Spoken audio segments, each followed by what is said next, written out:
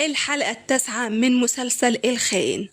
بتبدأ حلقتنا وأسيل مش بتبقى عايزة تنام جنب سيف، وبتاخد المخدة وبتيجي تخرج من الأوضة بتفتكر كلام المحامي لما قال لها إنها لازم تتصرف بطبيعتها لغاية لما تلاقي دليل الخيانة، وبترجع تنام جنبه. وتاني يوم الصبح بتتصل على أمل وبتقول لها بكرة هتمشي من الفندق وهبعتلك العربية والتليفون وهقولك أنا عايزة إيه. وبنشوف تيا قاعدة ترسم وفي حد بيخبط عليها، وبتطلع أمل وبتقول لها أنا جارتك الجديدة، وبتبقى ماسكة كتاب عن الحمل. وتيا بتاخد بالها من الكتاب وبتقول لها الكتاب ده انت بتقريه؟ فأمل بتقول لها أيوة أنا حامل بالشهر التالت ومش بعرف أقرأ من التليفون، علشان كده جبت الكتاب ده. انت كمان حامل؟ فتيا بتقول لها أيوة، وبتدخلها جوه الشقة. وسيف بيصحى من النوم وبيصبح على أسيل وبيشكرها إنها وقفت جنبه امبارح، وبيقول لها أنا لولاكي امبارح كنت ضعت ومش هنسى مساعدتك دي أبدا. فبتقوله ما تقولش الكلام ده، أي حد مكاني كان عمل كده. أنا عارفة إنك بتمر بفترة صعبة بس صدقني كله هيعدي. فبيقول لها أنا بحبك، فبتقوله أنت حبيبي. وأسيل بتعامله عادي جدا وبتحضنه، وبتفتكر كلامها مع المحامي وهي بتقوله أنا مش هخسر الحرب، أنا عايزة أكسب وألغي سيف ده من حياتي. أنا مش فاكرة إني مضيت على ورق ولا كام ورقة مضيتها. فبيقول لها لازم تفتكري علشان البيت اللي رهنه وحساب البنك الفاضية ده مؤشر سيء، إحنا لازم نعرف الفلوس اللي سحبها دي ودها فين. فبتقوله تقصد إيه؟ فبيقول لها ممكن يكون سحب الفلوس علشان البنك ما يحجزش عليها واداها للبنت اللي بيخونك معاها. فأسيل بتعيط وبتقوله طيب أعمل إيه دلوقتي؟ فبيقول لها في الأول لازم تتحكمي في تصرفاتك وعواطفك، سيف مش لازم يعرف إنك عرفتي إنه بيخونك علشان موقفك ما يبقاش وحش في القضية، وبعد كده ممكن ما تاخديش حضانة ابنك. فأسيل بتزعق وبتقوله مستحيل أخلي سيف ياخد ابني مني. وبنشوف نادين عند الكوافير هي ونورة، وبتفكر تغير لون شعرها لأحمر، ونورة بتشجعها إنها تعمل كده.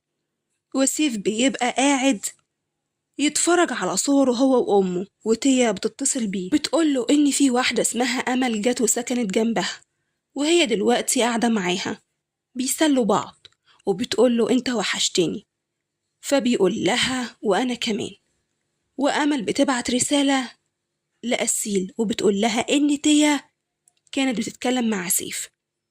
وسالم بيرجع البيت وبيشوف نديم وهي صبغة شعرها وبيفضل يضحك ويقول لها انت شبه البنات الجهلة. فنديم بتزعل وبتقوله ما عجبكش اللون؟ فبيقول لها انت عارفة رأيي من الأول.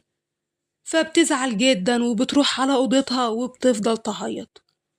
وبنشوف سيف بيقول لأسيل إن يزن طول اليوم بيحاول يخليه ما يفكرش في أمه وبيلعب معاه وبيحاول يغير موده.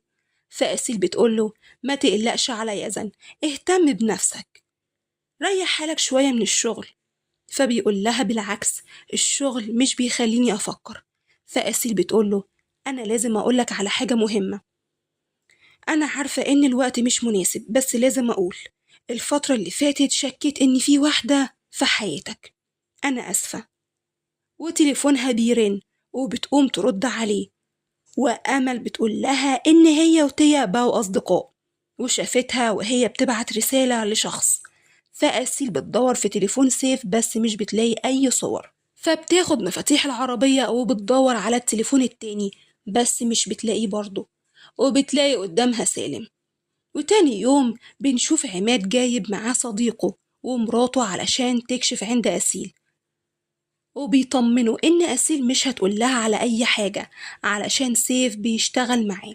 بس أسيل بتقول لها الحقيقة وإن جوزها بيخونها، فبتخرج وبتضربه بالقلم. وعماد بيعاتب أسيل إنها قالت لها على الحقيقة، فبتقوله ميسيو عماد أنا دكتورة ومن واجبي أقول للمريض عن سبب مرضه. فبيقول لها مش لازم كل ست تعرف كل حاجة عن جوزها، حضرتك مثلا تعرفي كل حاجة عن جوزك؟ فبتقوله طبعا. فبيقول لها ده معناه إن سيف بيعملك 1000 حساب. فبتقوله حبيب بنتك مش بيعمل لها 1000 حساب. فعماد بيتصدم وبيقول لها حبيب بنتي؟ بنتي ما عندهاش حبيب، ايه الكلام اللي انت بتقولي ده؟ فأسيل بتقوله بس أنا شفتها مع واحد وكان باين إن بينهم علاقة. وجمانة بتقول لنادين إن أسيل عارفة كل حاجة وإن سيف بيخونها.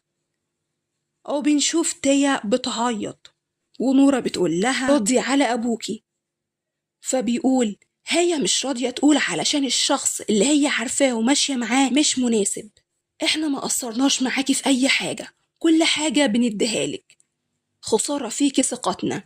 فتيا بتقوله أنا ما كدبتش عليكم، بس مستنية الوقت المناسب، وأنا قلت لماما إن الموضوع خلص وانتهى ومش جدي.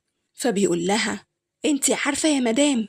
فنورة بتقول لها مش أنا اللي قلت لأبوكي، في حد شافكوا وانتوا مع بعض. فعماد بيزعق في تيا وبيقول لها من النهاردة مفيش خروج من البيت، فهمتي؟ فتيا بتترجاه إنه يصبر عليها شوية وهي هتعرفه عليه. فأبوها بيقول لها ده واحد كداب وبيلعب بيكي، يا إما تجيبيه وتخلينا نتعرف عليه دلوقتي يا إما الموضوع ده انتهى. فتيا بتسيبه وبتطلع برا وبتفضل تعيط. وبنشوف نادين بتقول لجمانة إن هم لازم يقولوا لسيف إن أسيل عارفة إنه بيخونها وهم أصدقائه هو مش هي.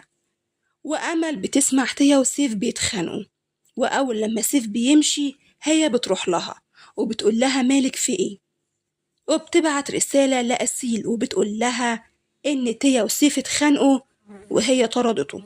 وبعد كده سيف بيقترح على أسيل يخرجوا مع بعض ويتفسحوا ويغيروا جو، فأسيل بتوافق. وجمانة بتتصل بيه وبتقوله إن أسيل كانت بتتكلم مع ميسيو عماد بس مش عارفة إيه الموضوع، ولما تعرف هتقوله على طول. وتاني يوم بيروحوا يتفسحوا مع بعض، وأسيل بتبقى مبسوطة وهي شايفاهم بيلعبوا مبسوطين وبتعيط. ونادين بتبعت لسيف رسالة وبتقوله فيها أنا عايزة أشوفك، عايزة أقولك حاجة مهمة. فبيروح لها وبتيجي تقوله إن أسيل عارفة بخيانته ليها بس سالم بيجي. فنادين بتغير الموضوع وبنشوف أسيل بتهدد جمانة وبتقول لها أنا عارفة إنك بتلعبي على الحبلين وبتوصلي كل أخبار السيف، وبتسيبها وبتمشي. وبتخلص حلقتنا. لو عجبكم الفيديو ما تنسوش الاشتراك في القناة وتفعيل الجرس على الكل ليصلكم كل جديد، واستنوني مع الحلقة الجاية. سلام.